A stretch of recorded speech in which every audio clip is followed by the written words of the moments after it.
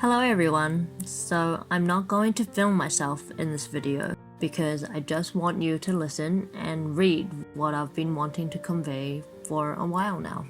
So please just sit back and relax as I word vomit.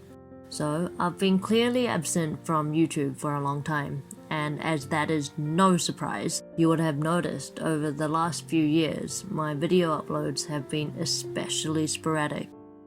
Essentially, I have been having an internal struggle with admitting what the core reason is for distancing myself from this YouTube and now general social media platform thing. I had no internet for pretty much 5 months and only got Wi-Fi as of the past week, which plays a part. Work plays a part, my social life plays a part, my fatigue plays a part. But are these the sole reasons as to why I have been so inactive? And the answer is absolutely not. Social media has been so impactful on my life, both positively and negatively. But unfortunately, I feel like I've been drowning in the negatives of social media. Now, to clear things up, this isn't related to online hate or cyberbullying. I fortunately do not receive hate on these platforms, and may that continue. But what I consider almost worse is having been constantly chewing myself up with these insecurities that had abruptly sprouted left, right, and center because of social media. But maybe they weren't abrupt at all and have always been there, but blending in with the background. For whatever reason, they have been making themselves more apparent these last few years, and especially these past months. That's not anyone's fault, by the way, but my own, which means you have to realize this is a problem that only I can solve. I'm going to talk about this particular insecurity because this will explain my absence. I just ask that you all soak it in and try to understand. That's all I ask of you. So K-pop was and still is my safe space, but as it continues to grow, that means so does the fandom and so does the content.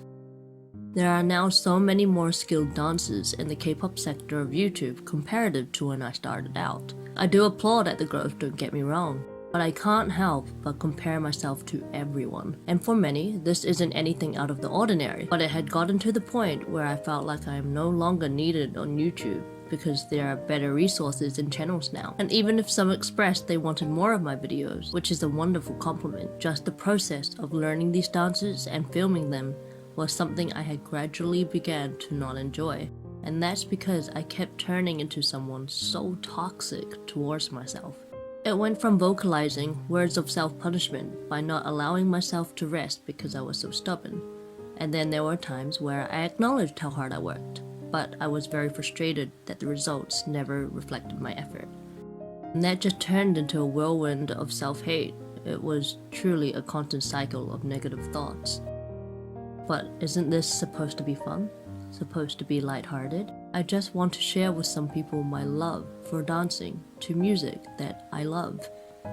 So why has it become this? So to first get rid of the stress I was carrying, I decided let's upload when I want to, instead of feeling pressured to do something under a time constraint. I thought, hey, if you upload at your own pace, then you can focus more on self-care, which means to rest when I need to, and then take my time to practice and refine my movements. Then you can actually film something in a positive headspace where you feel like you had fun filming. And that worked. The toxic internal commentary reduced significantly during the process of learning and filming, which was great, but the aftermath was still an obstacle, because this didn't eliminate the fact that I am just so self-critical. I actively avoid looking at my videos because I only attack.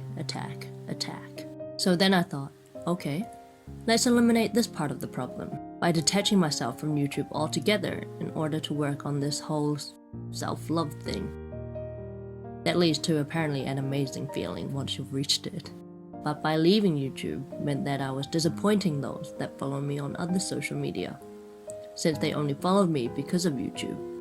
Which meant that I felt like I couldn't post anything without feeling guilty for having left you all in the dark. So I stopped posting regularly on Instagram, But now I can't even bring myself to post anything on YouTube or K-pop related without feeling like I'm deceiving you. And now I'm here going round in circles because nothing seems to be working out.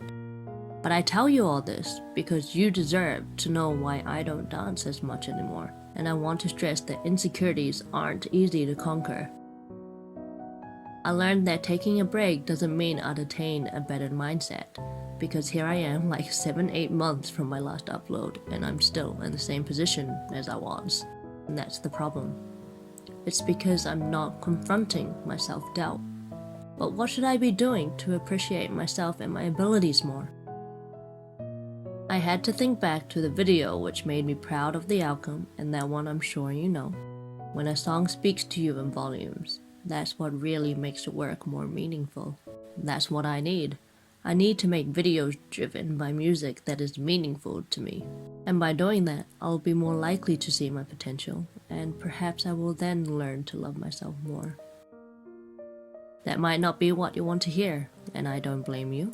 After all, you are here for my tutorials, and a massive part of me doesn't want to stop making them either. But as of now, because of where I am at with myself, I think this might be the answer.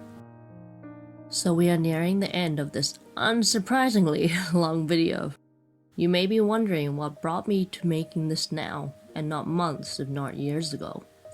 And actually, it was a track from Bangtan's recent album, Map of the Soul 7, that left me feeling weirdly vulnerable and the urge to just vent. The song spoke volumes, much like So Far Away did, and I aim to express this through my next dance video. I hope you will like it. I hope that you will be able to connect with it, and after listening to me go on, I hope that you will accept my insecurities and support me regardless of them. And if not, I hope you understood. Thank you.